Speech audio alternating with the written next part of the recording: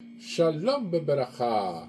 Vamos a continuar con el ciclo de lectura y estudio de la Torá en nuestro año 5784 para Kititze. Vamos a continuar donde nos habíamos quedado el año pasado. Y dice así.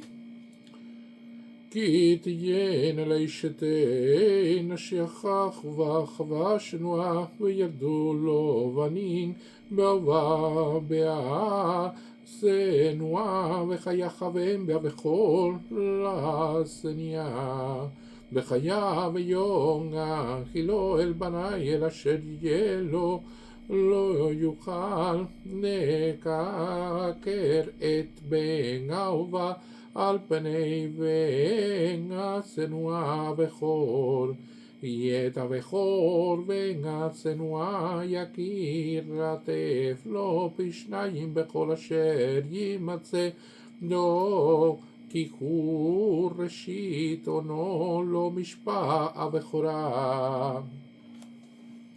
Si hubiese un hombre con dos esposas, una amada y una odiada, y le dieran a luz hijos, la amada y la odiada, y fuera el hijo primogénito de la odiada, y sucederá que el día que legue a sus hijos lo que fuese suyo, no podrá conferir el derecho de la primogenitura al hijo de la esposa amada, antes que al hijo de la esposa odiada el primogénito. Más bien al primogénito, hijo de la odiada, deberá reconocer para darle la porción doble de todo lo que se encuentre con él, pues él es su primer vigor y a él corresponde el derecho de la primogenitura. Esta parashá Kititze, es una parashá que trae múltiples preceptos. Es una parashá compleja, trata varios temas, y aquí está hablando de un tema de una persona que tiene varias esposas. Dentro de la ley de la Torá se establece que una persona puede tener varias esposas si es capaz de mantenerlas, pero de acuerdo a la ley vigente en los países donde residimos, no es posible tener varias esposas. O sea, solamente por la ley de la Torá, pero hay que cumplir la legislación vigente en el país donde tú vives, por lo tanto eso no es posible. En el caso de países árabes que han permitido esta ley y han vivido Yehudí allí, solamente se podría tener varias esposas si la primera esposa está de acuerdo con las otras esposas que se pretenden de que sean las siguientes esposas que va a tener esa persona. O sea, esto es un elemento también a tener en cuenta de que tienen que tener el consentimiento de la primera. Esto es una de las partes de las leyes dentro del judaísmo muy interesante, siempre y cuando tenga los recursos evidentemente para poder darle una vida a todas estas personas con las cuales van a convivir. Resulta ser de que el primogénito de la menos querida, existe en este caso en la Torá el caso de que hay una mujer que es amada, que es querida, que es realmente la mujer que él más desea, y hay otra que es menos querida. Aquí dice odiada, vamos a suponer que sea menos querida, y que la menos querida es la que le da el hijo primogénito. O sea, es la que le da el primer hijo. Y esto es una de las cuestiones interesantes, porque no es un caso tan atípico.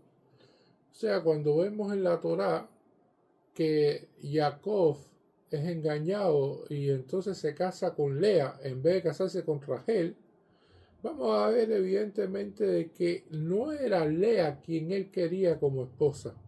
Lea, a partir de todo lo que ella rezó y todo lo que ella imploró a Shem, obtuvo la oportunidad de casarse con Jacob, porque Lea realmente estaba garantizada como esposa para Esav, el malvado hermano de Jacob. Y entonces eso trajo consigo, evidentemente, que ella pudiera casarse con él, pero al mismo tiempo Lea, que no era querida, fue la que le dio el primogénito a Jacob, Rubén, y después le dio otros hijos, antes que Rachel. Y eso trajo, evidentemente, como consecuencia de que suceda, de que Hashem responda las plegarias de aquellas mujeres que no son tan queridas y que inmediatamente tengan hijos y que el hijo evidentemente esté en el medio de esa relación, de que sea un fruto de esa relación. Eso es algo interesante. Y es que al primogénito le toca la justa porción por ser la primogenitura. La ley judía establece que el primogénito recibe porción doble y que el resto recibe a partes iguales. Por ejemplo, una persona tiene 4 hijos, tiene que dividir la herencia en 5 partes. El primogénito toma 2 partes de esa herencia y el resto de los hijos toman una parte. Y así es como sería. En las familias hebreas comúnmente el hijo primogénito se encargaba, bueno, después de 120 años, Besra Hashem, que dure la persona, ya cuando la persona fallecía, el hijo primogénito se encargaba de los bienes familiares, era la persona que tomaba el papel en el proceso de realizar el entierro del padre y el que se hacía cargo de todos los pormenores del entierro, de garantizar también las necesidades de su mamá, o sea, de las necesidades de ella, y de garantizar de que de una manera organizada, de que todas las posesiones del padre y todos los elementos quedaran repartidos a maneras iguales entre los diferentes hermanos, y evidentemente él tenía porción doble en esto. Esta forma organizativa evidentemente trae un orden y a veces estas cuestiones, cuando no se ordenan bien, no hay paz en ella, existe inconformidad. Por eso es que está estipulado aquí en la Torá. Esto es ley de la Torá, de que el primogénito recibe porción doble y que tiene determinado derecho por ser el primer vigor de la persona. Evidentemente vamos a ver casos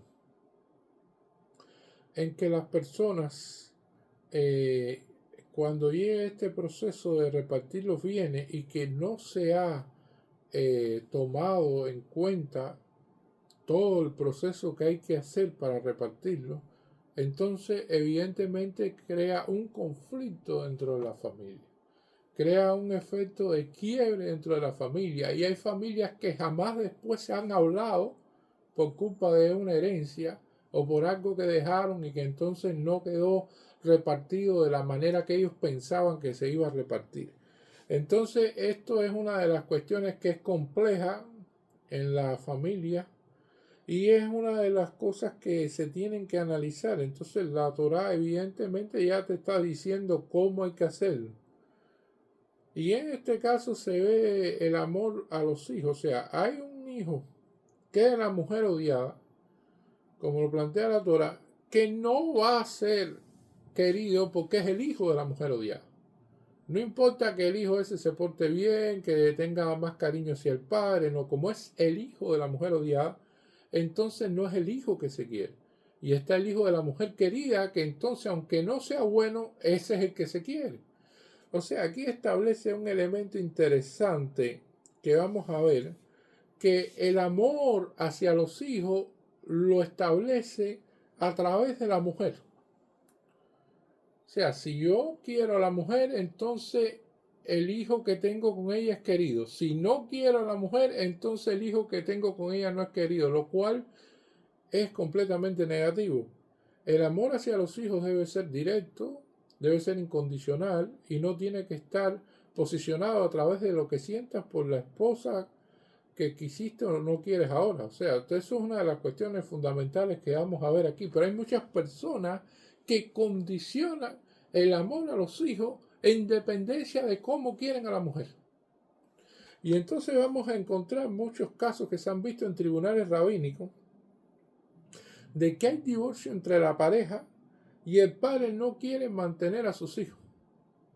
O sea, el padre dice, no, yo no, y es su hijo, o sea, biológicamente todas esas cosas es su hijo, y no lo quiere porque no quiere a la pareja.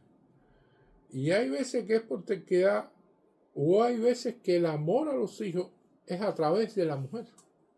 Dice, bueno, si es la mujer yo quiero, sí, el hijo lo quiero. No, la mujer no la quiero, no, entonces el hijo no lo quiero. O sea, son elementos los cuales no son correctos. El amor debe ser incondicional a los hijos, directo, sin nada tener que ver con la esposa, sino porque es tu hijo y entonces tienes un deber hacia ellos. Debes tener el amor hacia el hijo, directamente teniendo contacto con él, y hay que trabajar en esto, y hay que alimentar ese amor evidentemente hacia los hijos que uno tiene. Y esto tiene que ser un elemento fundamental en la vida, porque entonces después ocurren quiebres de familia, problemas en los cuales ya es muy difícil poderlos arreglar. Y hay casos en las oficinas propias de la Rabanú de personas que son multimillonarias que han ido ahí a plantear divorcio y ciertas cosas y no quieren darle $1 a su hijo pues después para la mantención de él. O sea, no hay algo directo del padre con el hijo y que no le gusta invertir con la relación con los hijos y deberían haber invertido en ella. Ahora, puede haber determinados casos que se plantean dentro de lo que se vive y eso se plantea dentro de los casos que ven los rabinos, que existen, por ejemplo, padres que tienen varios hijos y primero puede haber un caso de que existe un hijo primogénito que le va muy bien. El hijo es millonario, tiene muchísimo dinero, le funciona todo bien, no necesita la herencia del padre en el sentido de que no es algo que le vaya a sumar una gran suma de dinero ni nada por el estilo, porque ya él tiene su propia fortuna. Sin embargo, hay otro hijo que no le va bien y que tiene problemas financieros y que está prácticamente en la quiebra. O también, o puede ocurrir otro caso, en que hay un hijo que siempre está pendiente del padre, que en este caso sería el que no es primogénito, pero siempre está pendiente del padre, siempre quiere cuidarlo, siempre quiere estar con él, siempre quiere compartir con él. Y sin embargo, el primogénito realmente no tiene una gran relación con el padre, una relación común y normal, pero no es como el hijo que no es primogénito. Entonces, el padre no quiere dividir la herencia de manera igual. Entonces, ¿qué es lo que puede realizar de acuerdo a lo que esté permitido? Y esto es lo que se llama un Mataná Hayí.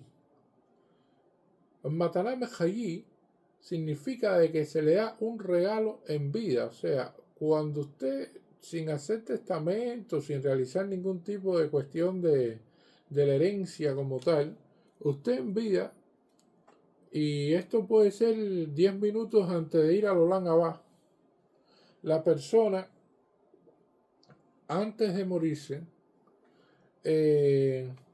determina de que, bueno, yo quiero regalarle algo a el hijo este que le va mal, que no le va bien en los negocios, que no es el primogénito y quiero dejarle algo a él.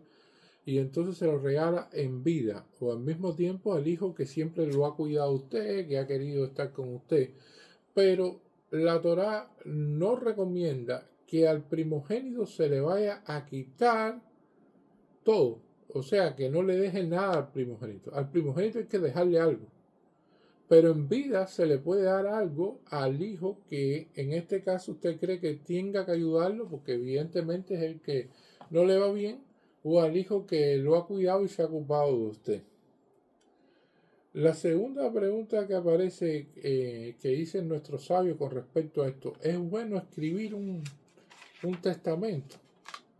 Bueno, y hay personas que temen escuchar sobre este asunto, escribir un testamento, porque dicen, bueno, es que eso significa que ya me voy a morir, que ya no voy a vivir hasta mañana. Imagínate tú, yo escribir un testamento, ¿para qué? Si a mí me quedan muchos años de vida, todavía tenemos tiempo, no sé qué cosa. Y entonces, es recomendable hacerlo, claro. No vamos a escribir un testamento a los 20 años, ¿no? Pero sí, ya cuando la persona lleva los 70 años, cuando se estudia en la Gemara que ya una persona de 70 años ya se considera anciana, bueno, ya la persona tiene que ir pensando en que quizás debería escribir un testamento y dejar todo claro cómo serían las cosas. Y es que los problemas entre hermanos por las herencias se han dado casos y casos de 30 años de guerra. Y al final, hermanos, se han fajado 30 años en tribunales por herencia y todas esas cosas. Después los primos no se conocen, fallecen esos hermanos y los nietos que quedaron de esas relaciones de esos padres que por la herencia, entonces al final lo que heredaron fueron peleas en tribunales y gastos de miles y miles de dólares en definitiva y un gran resentimiento y solo momentos amargos. Evidentemente, aunque heredaron algo de dinero, lo que heredaron también fueron muchas peleas. Y la pelea vale mucho menos. O sea, la pelea es algo que no vale nada. Es una cuestión que la paz y la unión familiar. Que eso sí tiene valor. Entonces, la paz familiar vale más que los valores económicos pasajeros que puedan tener. Muchas veces la gente se pelea a veces por cifras irrisorias y por cuestiones tontas. Y después esto tiene una repercusión en la familia que elimina la paz, elimina la tranquilidad y elimina por supuesto la unión. Y por supuesto ya después eso más nunca se vuelve a reconciliar. Y eso así ha sucedido en muchas familias y es un problema serio. Y la cuestión es que hay que partir de un principio. El dinero no es eterno.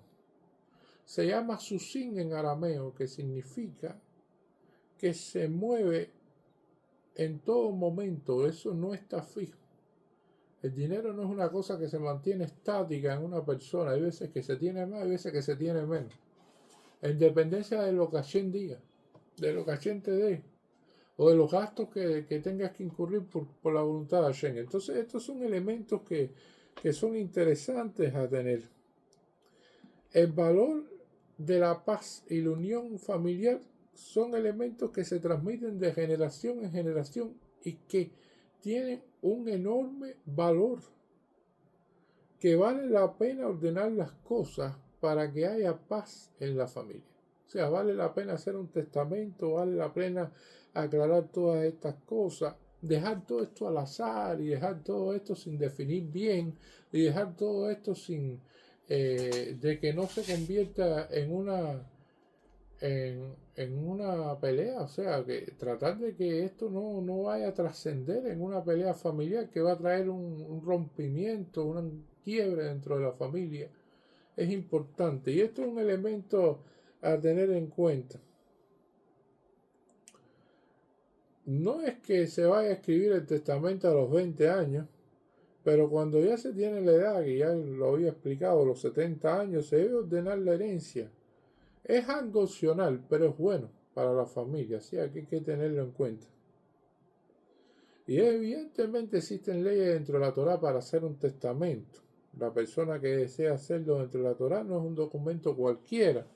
Este documento lleva un proceso complejo por su contenido que lleva un bedín, lleva también testigos, o sea, hay un tribunal rabínico, hay testigos, hay una familia religiosa que puede realizar un testamento con la ley de la Torá. Y esto es un elemento importante a tenerlo en cuenta para que se haga correctamente de acuerdo a la ley que establece la Torá y que la persona pueda dejar claro todos sus asuntos en un momento determinado para que todos sus hijos, sus nietos y todas estas personas que van a ser beneficiarias entonces sepan de que está haciendo de acuerdo a la Torá, que así está legislado y así es como se debe realizar. Y evidentemente la familia vale más que el dinero. El primogénito recibe el doble del cash, o sea, el dinero en efectivo, pero en el caso de los bienes materiales, los bienes inmuebles, se pudiera decir, se dice que se lleva partes iguales. Más bien el primogénito lo que se le hace hincapié en el doble es en el efectivo que queda de los padres. Es importante tener una base de información en estos temas, que se preparen también la familia en estos temas para que sepa qué es lo que se hace y cómo se realiza, para que exista, se puede decir, el entendimiento, el conocimiento, la sabiduría con respecto a esto, para que no vayan a caer en discusiones por desconocimiento de la ley. y van a crear problemas por desconocimiento de la ley. Una vez que se estudia la ley de la Torá, que se conocen los derechos, se conocen los deberes, se conocen todos estos elementos, y se puede realizar un documento en el cual cumpla con la ley de la Torá, que cumpla con un bedín, que cumpla con los testigos, que todos vean lo que le toca a cada uno, que todos estén de acuerdo porque es lo que está establecido por la Torá y que se establece así, y todos esos elementos, entonces se puede llevar a cabo un ambiente de paz dentro de la familia y que sea así.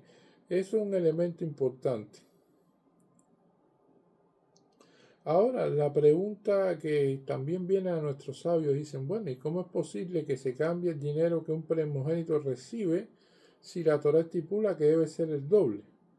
No, pero esto es una de las cuestiones. Cuando los rabinos responden esto, hacen una analogía con Pesa. En Pesa, por ejemplo, está prohibido comer hametz. En Pesa ninguno podemos comer hametz ni podemos poseer hametz tampoco. Pero sin embargo, ¿acaso nosotros quemamos todo el hametz que poseemos? No, no lo quemamos todo.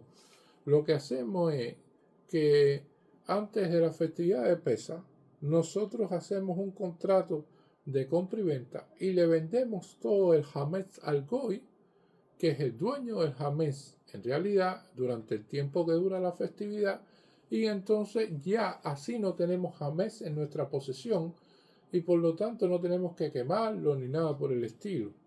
Y lo que se quema es una pequeña porción simbólica, pero realmente todo el hametz pasa un goy.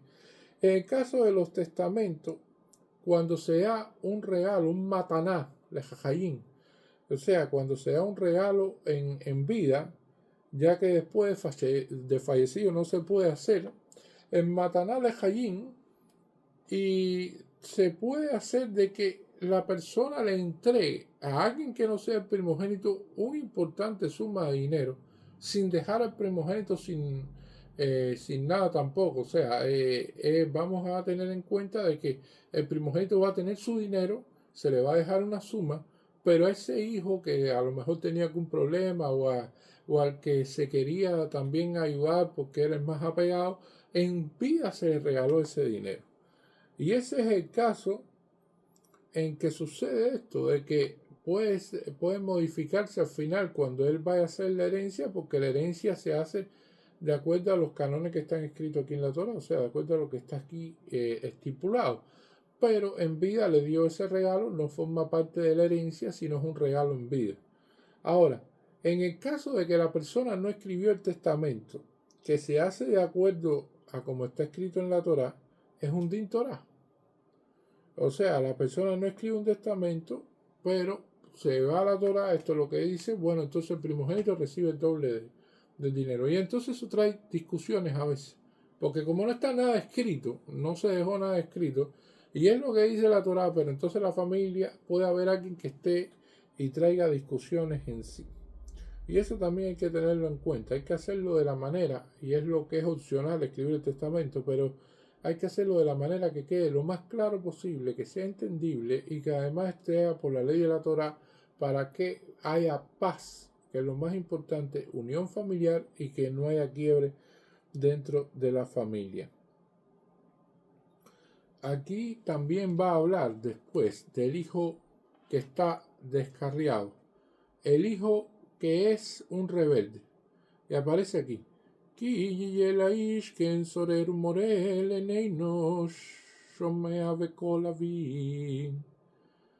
tuviere un hombre, un hijo descarriado, un benzorer, un moré y rebelde. O sea, rebelde aquí aparece, que es interesante, con la palabra moret. Moré en hebreo, como conocemos, es profesor, es maestro. Y es evidentemente de que no, lo que viene a hablar es que no leas la palabra moret, lee moret, terminado en D, para que entiendas que lo que viene a hablar es que precisamente de la palabra moret, que significa rebeldía. O sea que el hombre tiene un hijo rebelde, pero la responsabilidad de la ley judía es enseñar a los hijos que recae sobre el padre. Y es una de las cuestiones interesantes aquí, porque el hijo no escucha al padre. pero tampoco escucha a la madre, ubecolimó, o sea, tampoco escucha la voz de la madre. Y estamos viendo aquí de que hay una gran responsabilidad que tienen los padres de enseñar a sus hijos. Y estamos hablando de la posición del papá. La mamá tiene otras obligaciones. Lo viste, lo alimenta, le prepara la ropa, le lava, le plancha, hace determinadas labores con los hijos. Pero la responsabilidad 100% de enseñar al niño es del padre, no de la madre.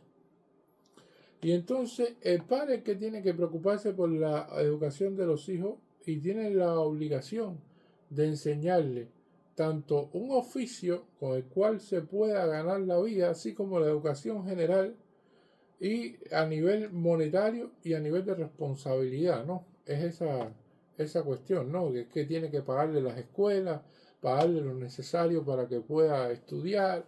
En algunos lugares donde se paga los colegios, ahí pagar el colegio, o sea, todos estos elementos son del padre. Y ya la mamá se encarga de darle de comer, de darle de beber, de la ropa, de todas estas cosas. Y él no quiere escuchar al padre ni a la madre. Y la Gemara en Sanedrín empieza a tratar un caso así, que habla de que robó y compró carne y vino fino, la carne se la comió media cruda y tomó este vino bueno, y es muy peligroso porque no se puede controlar eso, y ahí hay un muchacho que tiene 13 años, en edad de bar mitzvah. Y entonces lo que nos enseña esta cuestión es que nosotros tenemos que tratar por todos los medios de que el padre enseñe al hijo y que elimine de él todos los posibles vicios que pueda tener. La parte de la educación judía incluye eliminar los vicios de los hijos. Tratar de que los hijos no fumen, tratar de que los hijos no sean tomadores, tratar de que los hijos no tengan ningún tipo de vicio ni elementos en los cuales pueden estar inducidos a eso. Y esto es una de las cuestiones tan importantes y tan complejas hoy en día. Porque hoy hay vicios que son generales, por ejemplo los celulares, los tablets, las redes sociales. Hay gente que está enviciada con eso. Hay gente que no puede vivir sin andar con el celular el día entero y con los tablets y esas cosas. Entonces, una de las responsabilidades que tiene el padre precisamente es eliminar esos vicios. Tratar de que no anden el día entero con eso, de que se relacionen con los demás, de que los hijos tengan buenos modales, de que los hijos estén preparados para la vida, de que tengan además oficios en los cuales puedan obtener su sustento. O sea, todos esos elementos son importante, y esa responsabilidad es del padre. Y si tú ves un niño con un vicio, la responsabilidad del padre es controlar y corregir eso, porque si se deja va a aparecer y no va a ser controlable ya cuando los años pasen y ya sea descontrolado. Por lo tanto, eso hay que controlarlo desde niño. La Torá pone énfasis en la educación para que sean buenas personas, para que sean faro y guía de la humanidad, nuestros hijos, los hijos del pueblo de Israel. Y que así tengamos muchos najas y podamos obtener muchas bendiciones y muchas satisfacciones, evidentemente, de lo bien que se comportan nuestros hijos y de cómo ellos realizan labores que los cuales nos vuelven a nosotros orgullosos. Amén. Muchas gracias.